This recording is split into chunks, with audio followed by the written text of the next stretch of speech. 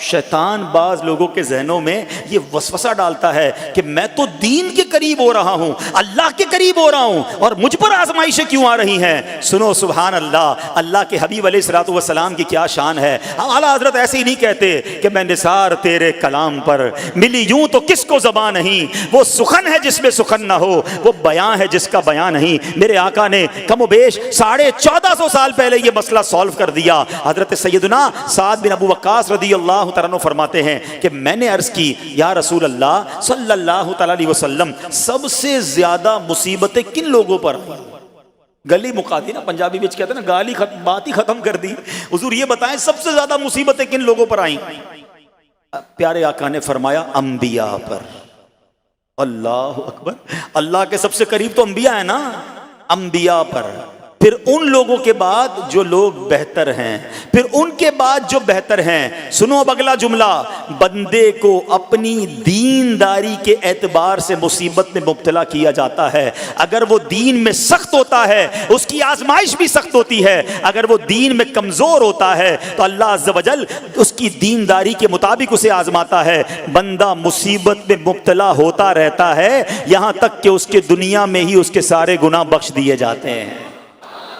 گویا اللہ کی یہ رحمت ہے کہ بندہ بڑا نیک ہو رہا ہے، رب چاہتا ہے کہ اس بندے پر آزمائش بھیجوں، میرا نیک بندہ صبر کرے، اس کے گناہ معاف ہو جائیں اور میرے پاس آئے تو اس کو جنت میں داخل کر دوں۔ اللہ اکبر۔ اے پیارے اسلامی بھائیوں، یاد رکھنا، اب جو میں نے ایک سوال قائم کیا تھا نا کہ یار میں تو دین کے قریب، میں تو اللہ کے قریب ہونے کی کوشش کر رہا ہوں اور ایک کے بعد ایک آزمائش آ رہی ہے، یہ کیا ہے؟ اب ایک اور حدیث سن لو، سبحان اللہ۔ حضرت سیدنا انس رضی اللہ تعالیٰ عنہ سے روایت ہے، سرکار والا تبار، ہم بے کسوں کے مددگار، شفیع روز شمار، دو عالم کے مالک و مختار، صلی اللہ تعالی علیہ وآلہ وسلم نے فرمایا، جب اللہ عز و جل کسی بندے سے محبت فرماتا ہے، سننا ذرا غور سے، اللہ عز و جل جب اپنے کسی بندے سے محبت فرماتا ہے یا اسے اپنا دوست بنانے کا ارادہ فرماتا ہے تو اس پر آزمائشوں کی بارش فرما دیتا ہے۔ اللہ کریم اس پر محبت بھی فرما رہا ہے اور آزمائشیں بھی بھیج رہا ہے۔ دوست پر آزمائشیں کون بھیجتا ہے؟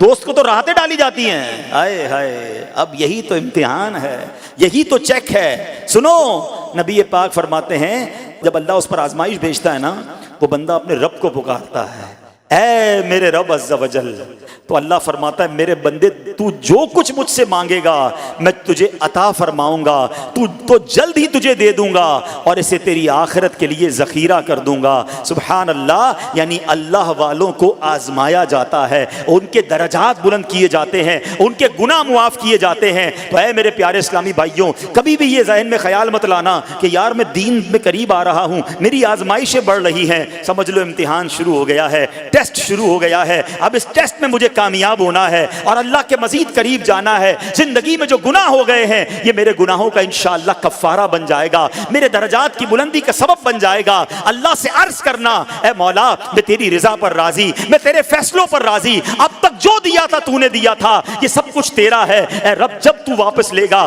میں اس پر راضی۔ جب یہ ثابت قدمی نصیب ہو گئی پھر دیکھو غیب کے خزانوں سے کیسا آپ کے دل پر سکینہ اترے گا، پھر کیسا آپ پر رحمتوں کا نزول ہوگا۔ تو اے میرے پیارے اسلامی بھائیوں، مصیبتیں آ چکی اور آنے بھی والی ہیں، پہلے ذہنی طور پر تیار رہنا، مگر صبر کرنا۔ یہ چند دنوں کی، چند گھنٹوں کی، چند لمحوں کی مصیبت ہے، مگر یہ تمہارے درجات کو بلند کر دے گی۔ رب کریم